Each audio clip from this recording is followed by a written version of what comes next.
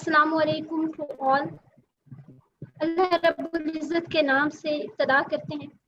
ہے ساری حمد تیرے لیے رب دو جہاں، ہے منتظر اشارے کا تیرے یہ آسماں.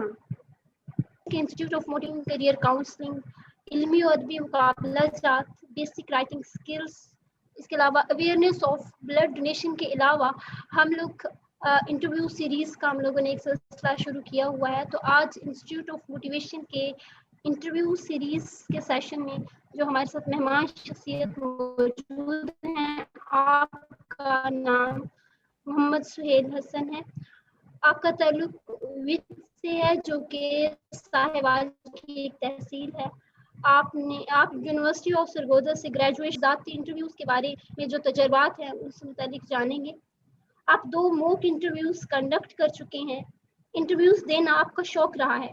آپ تقریباً 10 سے 11 انٹرویوز دے چکے ہیں، جن میں کچھ انٹرویوز میں جو آپ سے مسٹیکس ہوئی ہیں وہ آج آپ ہمارے ساتھ ڈسکس کریں گے. اس کے علاوہ آپ کے سوشل سرکل میں کافی کینڈیڈیٹس ہیں جو کہ ISSB میں سلیکٹڈ اور نان سلیکٹڈ ہیں، جن کے تجربات آج آپ ہمارے ساتھ شیئر کریں گے. تو جو آپ میں کمال کی بات ہے جس کی وجہ سے شاید آپ آج انسٹیٹیوٹ آف موٹیویشن کے پلیٹ فارم پہ مدعو کیے گئے ہیں، وہ یہ ہے کہ آپ ابھی زمانے طالب علمی میں ہی ہیں اور آپ نے اپنے پاس اتنا کچھ تجربے میں اکٹھا کیا ہوا ہے. ورنہ نارملی اسٹوڈنٹ ایج میں لوگوں کے پاس آبزرویشن ہی ہوتی ہے، تجربات نہیں ہوتے. تو آپ کو ڈیڈیکیٹ کرنا چاہوں گی ایک شعر، اور اس کے ساتھ ہی ہم انشاءاللہ سیشن کا باقاعدہ آغاز کرتے ہیں. منزل سے آگے بڑھ کر منزل تلاش کر، منزل سے آگے بڑھ کر منزل تلاش کر، مل جائے تجھ کو دریا تو سمندر تلاش کر. No doubt you are inspiration for youth. سر کیا سمجھتے ہیں آپ کے جب آپ انٹرویوز کنڈکٹ بھی کیا آپ نے، جیسا کہ کچھ موک انٹرویوز، تو آپ جب ملتے ہیں لوگوں سے تو آپ کو کیا پتہ چلتا ہے کہ ڈر کا جو ایک عنصر ہوتا ہے انٹرویو دینے سے پہلے، تو وہ کینڈیڈیٹس میں کس حد تک ہوتا ہے اور اس کو ہم اوور کم کیسے کر سکتے ہیں؟ بہت شکریہ. Over to you sir. جی بسم اللہ الرحمن الرحیم. رب اشرح لی صدری ویسر لی امری واحلل عقدۃ من لسانی یفقہوا قولی. جی بہت شکریہ مس ماریا آپ کا اور آپ کی پوری ٹیم کا. تجربات سے دوسروں کے لیے کچھ ایک انسپائریشن بن سکوں یا دوسروں کے لیے تجربہ کریٹ کر سکوں، تاکہ وہ بھی اس میدان میں جب جائیں تو ان کے لیے کوئی مسائل تو سب کے ساتھ ہوتے ہیں لیکن مسائل کم ہو سکیں. تو اسی بنیاد پہ پھر میرا آپ سے بات ہوئی. آپ نے کہا کہ ٹھیک ہے، آپ نے انوائٹ کیا. میں نے کہا ٹھیک ہے میں شیئر کر دوں گا، کوئی ایشو نہیں ہے. آپ سے کچھ 2-4 ٹاپکس شیئر کیے، ان میں سے آپ نے کہا کہ انٹرویو والا کریں گے. میں نے کہا ٹھیک ہے کوئی ایشو نہیں ہے. اچھا ابھی سب سے پہلے میں آپ کو بتاؤں گا کہ اس میں بچوں کو پرابلمز کہاں آتی ہیں اور کیا پرابلمز ان کو آتی ہیں اور ان کو اوور کم کیسے کرنا ہے. سب سے پہلے جو ہمیں پرابلم آتی ہے وہ آتی ہے فیئر کی. سب سے پہلے ہمیں ایک ہوتی ہے نروسنس، جو کہ کانفیڈنس کو بھی لوز کر دیتی ہے اور آپ میں جو آپ آگے بڑھنے کی آپ میں صلاحیت ہوتی ہے اس کو بھی بہت وہ کم کر دیتی ہے. جب آپ آگے بڑھنے لگتے ہیں تو آپ کے اندر سے ایک فیئر اٹھتا ہے، آپ کے اندر سے ایک لو موٹیویشن کی ایک لہر اٹھتی ہے کہ آپ نہیں کر سکتے. لیکن جب آپ اس میدان میں جاتے ہو، تھوڑا سا وقت گزارنے کے بعد سٹارٹنگ کے 10 سیکنڈ 7 سیکنڈ 15 سیکنڈ اتنا ہی ٹائم ہوتا ہے کہ جب آپ ان کو ہینڈل کر لیتے ہیں تو آپ ایک محسوس کرتے ہیں اپنے اندر، ایک اچھا محسوس کرتے ہیں کہ میں نے یہ کر لیا. اس کے بعد اب مجھے مسئلہ کوئی نہیں ہوا.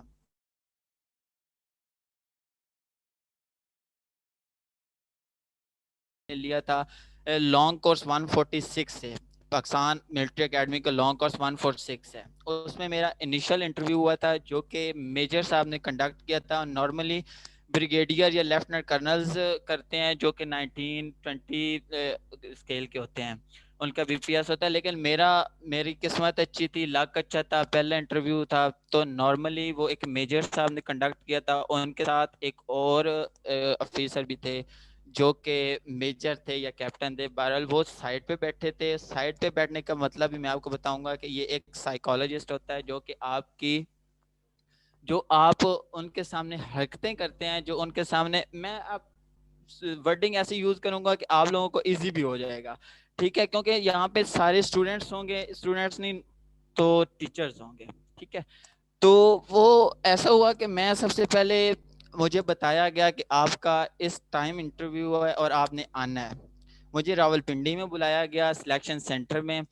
جب اس جگہ مجھے بلایا گیا تو میں گیا، اور اس وقت میرے ایک ٹیچر کے ساتھ جو کہ سائیکالوجسٹ تھے، ٹھیک ہے، لنکس ان کے ساتھ میرا اس بارے میں بات بھی ہو چکی تھی. انہوں نے مجھے بتایا تھا کہ ایسے کرنا ہے اور اس لحاظ سے چلنا ہے، تب جا کے آپ اسے اس اسٹیج کو کراس کر سکو گے. کیونکہ قاسم علی شاہ صاحب اور واصف علی واصف صاحب کو آپ لوگ سنتے رہتے ہیں. قاسم علی شاہ صاحب اکثر یہ بات کرتے ہیں کہ ہمارے جو معاشرے میں یا ہمارے بچوں کو ایک چیز بتائی جاتی ہے وہ ہے صرف نمبر حاصل کرنا.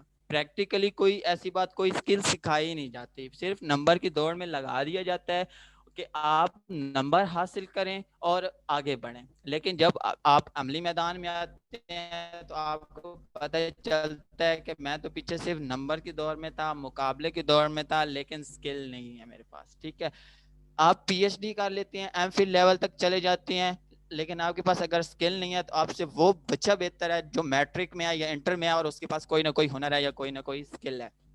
تو انٹرویو بھی ایک اسکل ہی سمجھ لیں، اس کو بھی باقاعدہ طور پہ سیکھنا پڑتا ہے، باقاعدہ طور پہ اس کی گائیڈنس لینی پڑتی ہے، تب جا کے آپ ادھر کامیاب ہو سکتے ہیں. میں آپ کو بتاؤں کہ جب میں ان کے سامنے گیا تو باہر میں روم کے باہر بیٹھا تھا. روم کے باہر میں جب بیٹھا تھا تو میرے اندر ایک نروسنس تھی. فرسٹ انٹرویو تھا میرے اندر ایک نروسنس تھی کہ یار میں کیسے انٹرویو دوں گا، آگے اندر آفیسرز ہیں، انہوں نے ایکسپیرینس کیا ہوا ہے اور وہ مجھے کیسے جج کریں گے، میں آگے کیسے. لیکن ایک اندر چیز تھی کہ نہیں یار میں کر سکتا ہوں، میں ایک چیز تھی کر سکتا ہوں. تو جب میں اندر انٹر ہونے، مجھ سے پہلے والا کینڈیڈیٹ اندر گیا ہوا تھا اور اب اس نے باہر آنا تھا، اس کے بعد بیل ہونی تھی، میں نے اندر جانا تھا. تو جب وہ باہر آیا تو میرے اندر سے نا ایک دفعہ پھر وہی بات آئی کہ نہیں تم نہیں کر سکتے، رہنے دو، اندر جاؤ، ایسے ہی واپس آ جاؤ. نہیں، میں نے کہا نہیں کر سکتا ہوں. یہ وہ سٹیپ ہوتا ہے، یہ وہ مقام ہوتا ہے. اگر آپ لوگوں نے میں سے کسی نے کوئی انٹرویو دیا ہوا ہے تو اس کو یہ چیز ایکسپیرینس ہوگی کہ جب آپ اس روم کے باہر بیٹھے ہوتے ہو تو آپ کے اندر دو لڑائیاں ہو رہی ہوتی ہیں. ایک لڑائی ہوتی ہے کہ میں نہیں کر سکتا اور دوسری ہو رہی ہوتی ہے کہ میں کر سکتا ہوں. ٹھیک ہے، اس جگہ اگر آپ کے اندر جو پوزیٹیوٹی ہے اس کو آپ نے نیگیٹیوٹی کے مقابلے میں لا کے کھڑا کر دیا اور پوزیٹیوٹی وہ چیز جیت گئی اور آپ یہ کہو کہ میں کر سکتا ہوں اور میں کروں گا، تو یہی وہ 7 سیکنڈ ہوتے ہیں کہ آپ اس میں کامیابی حاصل کر. یہ پورے انٹرویو کا ایک کرکس ہوتا ہے. اس کے بعد جب میں اندر گیا، اندر بیٹھا، اندر سب سے یہ میں آپ کو بعد میں بتاؤں گا کہ انٹری کیسے لینی ہے اور اگلے بندے کے ساتھ بات کیسے کرنی ہے. جب میں اندر گیا، اندر جا کے میں چیئر کے ساتھ کھڑا ہوا، مجھے میجر صاحب، اب میں اتنا نروس ہو چکا تھا نا، تو مجھے میجر صاحب نے پہلے ایک دفعہ کہا کہ بیٹھے.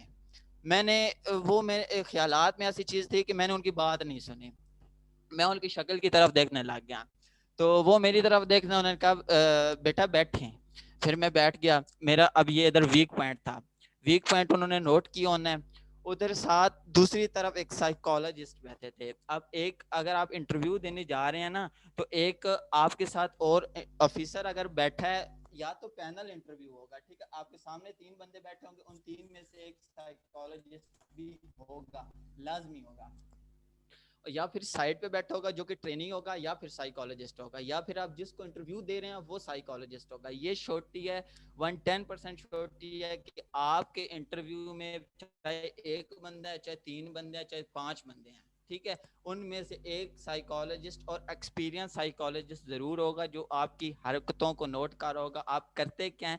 دیکھیں 100% میں سے 93% صرف آپ کی نان وربل کمیونیکیشن ہوتی ہیں، اور 7% صرف وہ ہوتی ہے جو آپ اپنے الفاظ سے کہہ رہے ہوتے ہو، جو اپنے الفاظ ان کے سامنے پیش کر رہے ہوتے ہو، وہ صرف 7% ہوتی ہے. 7% ان کے اوپر ان کا اثر ہوتا ہے.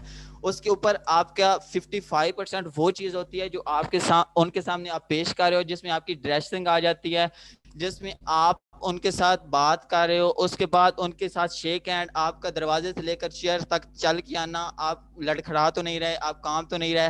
اکثر ایسی باتوں میں ہوتا ہے کہ بندے کے اوپر پریشر آ جاتا ہے, جب بندہ لو کانفیڈینس ہونے لگتا ہے تو اس کی جو ٹانگیں ہیں وہ لڑکھڑانے لگ جاتی ہیں یا کامنے لگ جاتی ہیں, یا اس کے جو ہونٹ ہیں لپس ہیں وہ کامنے لگ جاتے ہیں, یا اس کی آواز لڑکھڑانے لگ جاتی ہے.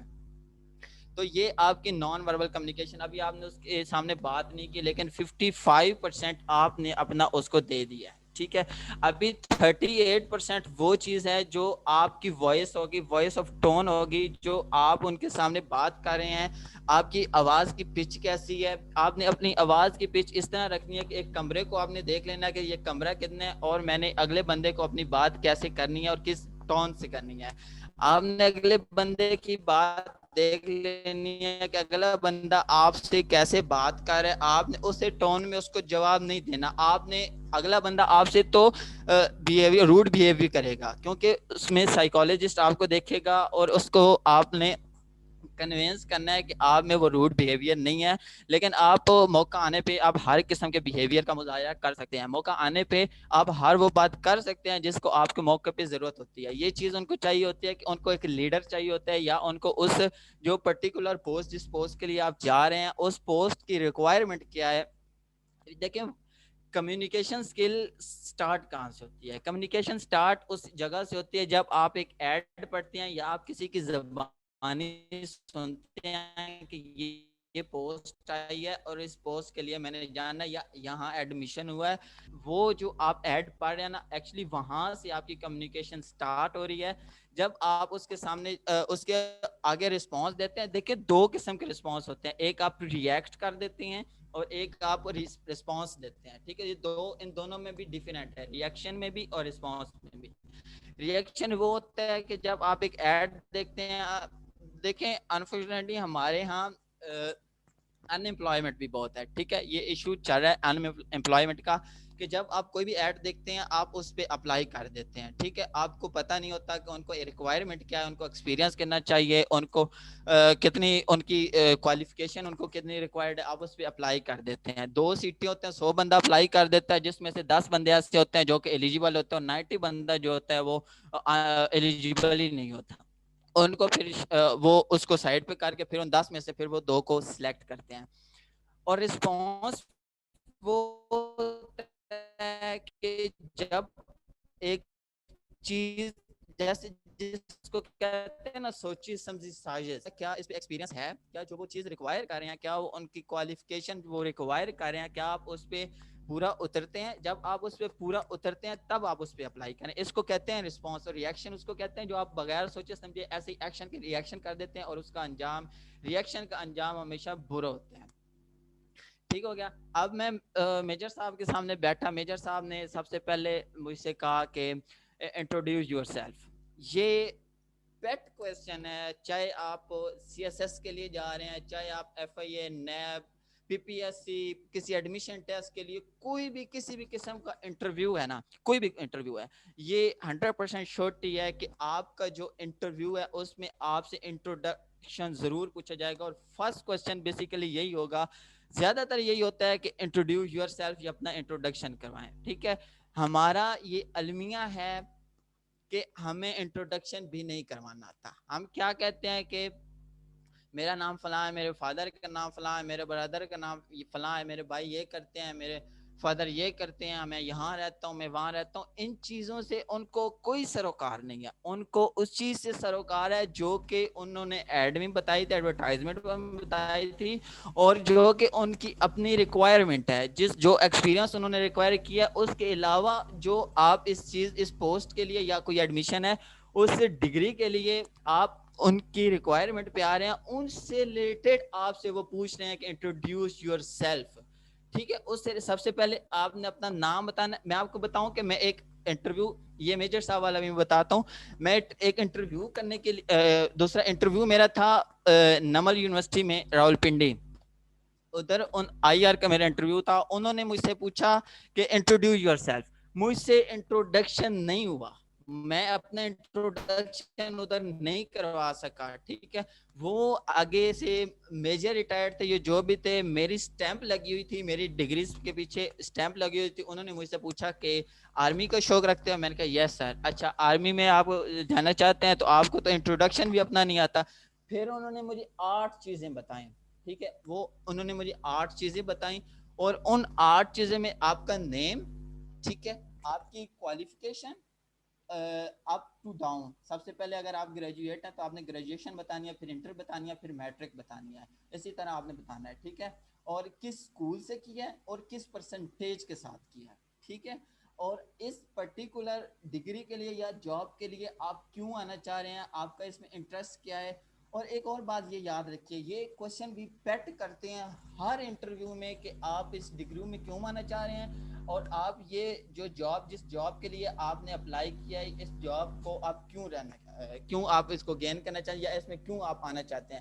فار ایگزامپل اگر آپ ایف آئی اے کے لیے, پی پی ایس سی, نیب, کسی بھی ڈپارٹمنٹ کے لیے آپ کہتے ہیں, تو آپ کے پاس اس چیز کا ایک نالج ہونا چاہیے, ریسنٹلی نالج ہونا چاہیے کہ آپ نے اس چیز کے لیے کیا اپنے پاس گین کر کے رکھا ہے, اور آپ اس چیز میں کیوں جانا چاہ رہے ہیں. بیسیکلی وہ آپ کا انٹرسٹ دیکھتے ہیں. اگر آپ کا اس چیز میں انٹرسٹ ہوگا تو تب جا کے وہ آپ کا آگے اس مزید انٹرویو کنڈکٹ کریں گے.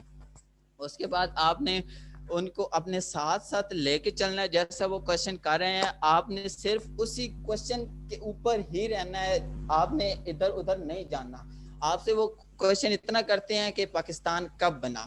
اب ہمارے کینڈیڈیٹس کیا کرتے ہیں کہ 1857 سے اس کی تحریک چلی, 1947 کے بعد قائد اعظم محمد علی جناح نے جناب اس کا سارا کچھ پورا وہ تمہید باندھنا شروع ہو جاتے ہیں. اس کا پیٹ آنسر ہے کہ 14 اگست 1947. بس کوئی تمہید نہیں باندھنی, کیونکہ جب آپ تمہید باندھنے لگیں گے اگلا بندہ بور ہو جائے گا, اور بور ہونے سے اگلا بندہ آپ کو ٹائم کم دے گا, کیونکہ جتنے زیادہ آپ سے کوشچن ہوں گے اتنا زیادہ آپ اپنا آپ ان کو دکھا سکیں گے. جب آپ اپنا آپ ان کو دکھا سکیں گے تب آپ کی جو پرسنل, بیسیکلی انٹرویو کا مقصد یہی ہوتا ہے کہ آپ کے اندر جو انسان ہے نا اس کو وہ نکالتے ہیں. ٹھیک ہے, سائیکالوجسٹ اسی وجہ سے وہ بیٹھے ہوتے ہیں کہ آپ کے اندر کا جو انسان ہے وہ نکالیں. ہم سب کو پتہ ہوتا ہے کہ ہم نے جا کے انٹرویو دینا ہے, اور انٹرویو میں ہم سب نے اوپر سے بناوٹی بن کے جاتے ہیں, ڈریسنگ اچھی, سب کچھ ٹھیک ہے, وہ بیسیکلی بیسکس ہیں, لیکن ہم اوپر سے بناوٹی بن کے جاتے ہیں اور اندر سے وہ چیزیں, وہ ایکسپیرینس لوگ ہوتے ہیں. آپ نے چھوٹا سا بھی جھوٹ بولنا ہے نا, یا کسی بھی چیز کی ملاوٹ کیا, وہ آپ کو پکڑ لیں گے. ٹھیک ہے, اب بات ہے میجر صاحب کی. میجر صاحب کے سامنے میں بیٹھا, سائیکالوجسٹ صاحب ادھر میرے بیٹھے. ٹھیک ہے, تو میجر صاحب نے مجھ سے پوچھا بیٹا انٹروڈیوس یور سیلف. میں نے انٹروڈکشن, اپنا فرسٹ انٹرویو تھا, میں نے ادھر بھی انٹروڈکشن وہی کروایا جو کہ میں نے بعد میں نماز یونیورسٹی میں کروایا. ٹھیک ہے, میری قسمت اچھی تھی, وہ میرا انٹرویو پاس ہو گیا تھا, اور میں آگے آئی ایس بی کے لیے ریکمینڈ بھی ہو گیا تھا. لیکن اس کا میرا مین فوکس, مین چیز کیا تھی, میرا کانفیڈینس تھا. میرا کانفیڈینس اس لحاظ سے تھا کہ جو وہ میجر صاحب مجھ سے کویشچن کرتے تھے میں اس کا آنسر ان کو دیتا تھا. ٹھیک ہے, اور کانفیڈینس کے ساتھ آئی کانٹیکٹ ان کے ساتھ ملانا ہے. آئی کانٹیکٹ آپ ان کے ساتھ ملائیں گے, یہ کانفیڈینس کی نشانی ہوگی. اور ایک بات یہ ذہن میں رکھیے گا کہ لوگ کہتے ہیں کہ آپ نے پورے کویشچن میں ان کی آنکھوں میں آنکھیں ڈال کے رکھنی ہے. نو, اس طرح آپ نے نہیں کرنا. اگر پینل انٹرویو ہے تو سارے جو آپ کے سامنے پینل بیٹھا ہے سب کے ساتھ آپ نے آئی کانٹیکٹ ملانا ہے. کویشچن ایک نے کیا ہے لیکن آئی کانٹیکٹ آپ نے سب کے ساتھ رکھنا ہے. ٹھیک ہے, 80 to 90% اگر سنگل یا دو بندے, 80 to 90% اس بندے کے سامنے اس کے ساتھ آئی کانٹیکٹ رکھنا ہے جو کہ آپ کے سامنے بیٹھا ہوا ہے, اور جو آپ کا جو سائیکالوجسٹ ہے جو آپ کو جج کر رہا ہے, باقی 10% آپ نے اس کی طرف بھی دیکھنا ہے. میری یہ مسٹیک بھی تھی کہ میں نے صرف میجر صاحب کو دیکھا تھا, جو اس طرف میرے سائیکالوجسٹ جو کہ مجھے جج کر رہے تھے, ایکچولی 93% وہ مجھے جج کر رہے تھے. جو سامنے میجر صاحب تھے وہ مجھے صرف 7% جج کر رہے تھے. ٹھیک ہے, اور میں نے فوکس 7% کو دے دیا ہوا تھا اور 93 کو میں بھولا ہوا تھا. لیکن الحمدللہ مجھے گائیڈنس اتنی ملی ہوئی تھی, اور ٹرو گائیڈنس تھی. یہ بات ذہن میں رکھیے گا کہ نو guidance is better than miss guidance. کبھی بھی مس گائیڈنس نہ لیجیے گا. مس گائیڈ کرنے والے بہت ہوتے ہیں, لیکن اس سے بہتر ہے کہ آپ بغیر گائیڈنس کے ساتھ چلے جائیں. ٹھیک ہے, اس میں آپ اپنے اندر سے کچھ نکال تو لیکن اگر آپ مس گائیڈ ہو کے چلے گئے تو آپ کے لیے بہت وہاں ایشو کریٹ ہوں گے. میرے ساتھ ایک اور ایشو بھی یہ بنا تھا کہ میں نے اپنا بایو ڈیٹا فارم ہوتا ہے جو کہ آپ کا جب آپ سی ایس ایس میں جاتے ہیں تو آپ کے ریٹرن کے ساتھ ایک بایو ڈیٹا فارم بھی ہوتا ہے, اور جب آپ آئی ایس ایس پی کے لیے جاتے ہیں اس سے پہلے انیشل انٹرویو ہوتا ہے. انیشل انٹرویو سے پہلے ایک فزیکل ہوتا ہے آرمی کا. فزیکل انٹرویو کے بعد آپ سے ایک بایو ڈیٹا لکھواتے ہیں. بایو ڈیٹا میں آپ کی ساری جو بایو ڈیٹا ہے نا وہ لکھوا لیتے ہیں تاکہ بچہ ادھر کوئی غلط بات کرے تو ادھر وہاں اس کو پوائنٹ آؤٹ کریں اور وہاں اس کو پکڑیں. بیسیکلی ان کا پوائنٹ ہوتا ہے ٹروتھفل. اگر آپ سچ بول رہے ہیں, اگر آپ کے پاس نالج ہے تو آپ میں کانفیڈنس آئے گا. اور کانفیڈنس بیسک کرکس ہے اس چیز کا کہ آپ وہ چیز اچھے سے گین کر رہے ہیں. ٹھیک ہے, کانفیڈنس اور نالج اور آپ کا جو سچ ہے, سچ کے ساتھ آپ نے چلنا ہے. کوئی کسی قسم کی آپ نے ملاوٹ نہیں کرنی. میں نے اس بایو ڈیٹا فارم میں لکھ دیا تھا کہ میری ہابیز میں بیسک شروع تھا, انٹر کی ہوئی تھی پہلی دفعہ, پہلا انٹرویو تھا. میں نے ہابیز میں لکھ دیا کہ میں سوشل میڈیا میری ہابیز ہیں. مجھ سے میجر صاحب کوشچن کرتے ہیں کہ بیٹا سوشل میڈیا میں آپ کیا دیکھتے ہیں. میں نے کہا سر سوشل میڈیا میں ویڈیوز وغیرہ اور اس طرح کے موٹیویشنل لیکچر اور اس طرح کے میں سنتا ہوں. اچھا, موٹیویشنل لیکچر کن کو سنتے ہیں؟ میں نے کہا سر کاشف شہزاد صاحب ہیں میرے سر ہیں, اس کے بعد قاسم علی شاہ صاحب کو بھی سنتا ہوں, پروفیسر جاوید اقبال صاحب کو بھی سنتا ہوں, اس کے علاوہ بہت سارے ایسے. اچھا اور کیا دیکھتے ہیں؟ میں نے کہا سر ڈاکومنٹریز دیکھتا ہوں آرمی. اب مجھ سے وہ کوشچن کیا پوچھنا چاہ رہا ہے؟ ٹھیک ہے, اب آپ ایک بات کو سمجھیں, مجھ سے پوچھنا چاہ رہا ہے کہ اس کا انٹرسٹ کتنا ہے آرمی میں, کیونکہ آرمی میں آنا. مجھ سے پوچھتا اور کیا دیکھتے ہیں, اس کا مطلب یہ تھا کہ وہ مجھ سے گلوانا چاہ رہے تھے کہ آرمی کے ریلیٹڈ کیا بندہ دیکھتا ہے. میں نے بتایا کہ سر میں آرمی کے ریلیٹڈ ڈاکومنٹریز دیکھتا ہوں. ابھی ریسنٹلی ڈرامہ گزرا عہد وفا سر, میں نے وہ سارا دیکھا ہے. اس کے بعد اور میں ڈاکیومنٹریز دیکھتا ہوں, ایس ایس جی کی ٹریننگز وغیرہ دیکھتا ہوں, آرمی کے ریلیٹڈ ڈاکیومنٹری, یہ چیز میں دیکھتا ہوں. اچھا ٹھیک ہے. اچھا فیس بک پہ لڑکیاں آپ کی کتنی دوست ہیں؟ ٹھیک ہے, آپ کے کریکٹر کو بہت ہٹ کیا جائے گا. سی ایس ایس میں جا رہے ہیں, ایف آئی آئی میں جا رہے ہیں, نیب میں, جس بھی انٹرویو میں, کوئی اچھا انٹرویو ہے نا کسی انسٹیٹیوٹ کا, تو آپ کے کریکٹر کو بہت ہٹ کیا جائے گا. گرلز سے بوائز کے بارے میں کوشچن ہوں گے, بوائز سے گرلز کے بارے میں کوشچن ہوں گے. ٹھیک ہے, میں کوشش کروں گا کہ کچھ اچھے الفاظ میں آپ سے یہ بات کروں. اب مجھ سے وہ کہتے ہیں کہ بیٹا آپ نے نا لڑکیاں کتنی دوست ہیں فیس بک پہ؟ میں نے کہا سر میری لڑکی کوئی دوست نہیں ہے, آپ میری فیس بک فرینڈ لسٹ. اب میں یہاں پہ بھی تمہید باندھ رہا ہوں جو کہ میں غلط کر رہا ہوں, مسٹیک کر رہا ہوں. میں نے صرف اتنا آنسر دینا تھا کہ سر میری فیس بک پہ کوئی فرینڈ نہیں ہے. ٹھیک ہے, میں نے کہا کہ سر آپ میری فیس بک چیک کر سکتے ہیں. اب میں خود شک میں ڈال رہا ہوں. میں نے کہا سر آپ میری فیس بک چیک کر سکتے ہیں, فیس بک میں سر میری کوئی لڑکی فرینڈ نہیں ہے. ٹھیک ہے, تو اب وہ مجھ سے کوشچن کر رہے ہیں کیوں. اب یہاں میں پھنس گیا. اب یہاں سے میں نے نکلنا تھا. یہاں پہ اب میرا انٹرویو فیل بھی ہو سکتا تھا, اور میں اب یہاں سے اگر نکل جاتا تو میرا انٹرویو پاس ہونا تھا. تو اللہ کی کرنی ایسی ہوئی, میں یہاں سے بچ نکلا. میں نے اس طرح آنسر کیا, پہلے میں نے کہا کہ سوری سر, میجر صاحب مجھ سے گلوانا چاہتے تھے, انہوں نے دوبارہ اس چیز سے فورس کیا کہ بتاؤ نا. میں نے ان کو کہا کہ سر ایک تو میری فیملی اس معاملے میں اسٹرکٹ ہے کہ مجھے اس چیز میں خود بھی انٹرسٹ نہیں ہے, اور میری فیملی بھی اس معاملے میں اسٹرکٹ ہے, کوئی تھوڑی سی ریلیجیس فیملی ہے جس سے تربیت اچھی ہوئی ہے الحمدللہ, اس لحاظ سے, اور سر میرا مذہب اس بات کی اجازت نہیں دیتا. تو انہوں نے کہا ٹھیک ہے. اب جب انہوں نے کوشچن چینج کیا نا, تو میں نے کہا کہ الحمدللہ میں نے کنوینس کر لیا اور اس چیز سے میں نکل گیا ہوں. اس چیز کو آپ نے لازمی فوکس رکھنا ہے کہ جب آپ کے کریکٹر پہ بات آ رہی ہو, جب آپ سے اپوزٹ جینڈر کے بارے میں بات ہو رہی ہو, تو آپ نے اس چیز کو لازمی فوکس کر کے رکھنا ہے کہ اس سے میرے کریکٹر پہ ہٹ ہو رہی ہے اور میں نے کریکٹر کو بچنا ہے. Character is every thing. ٹھیک ہے, ایک کوٹ بھی ہے,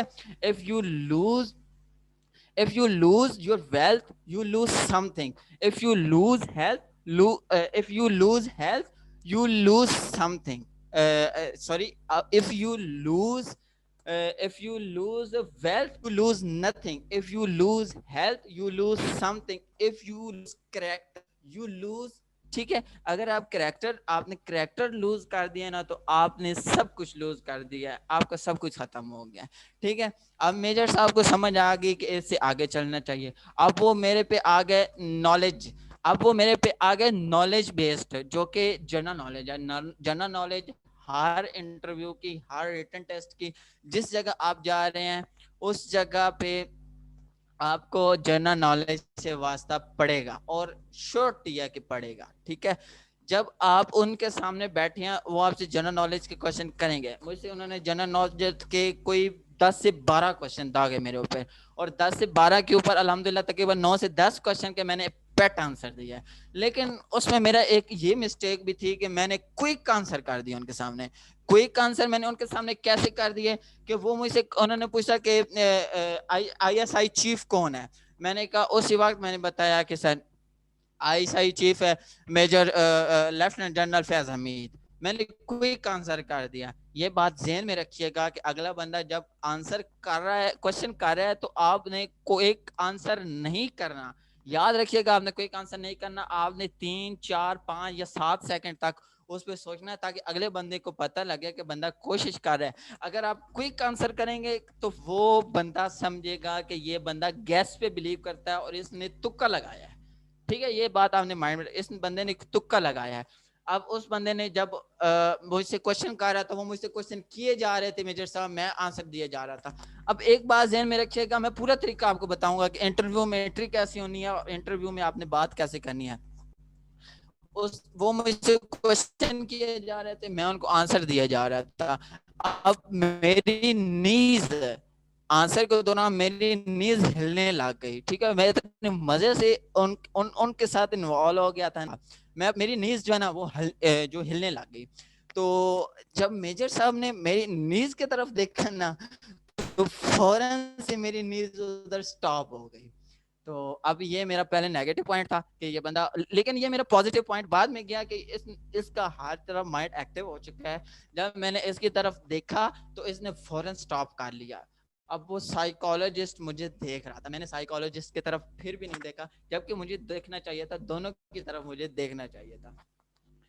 اب یہ میری مسٹیکس تھیں. یہ میرا پہلا انٹرویو تھا, اور جب میں انہوں نے مجھ سے اینڈ پہ کہا کہ ٹھیک ہے بیٹا, بیسٹ آف لک, یو میں گو ناؤ, اب جا سکتے ہیں.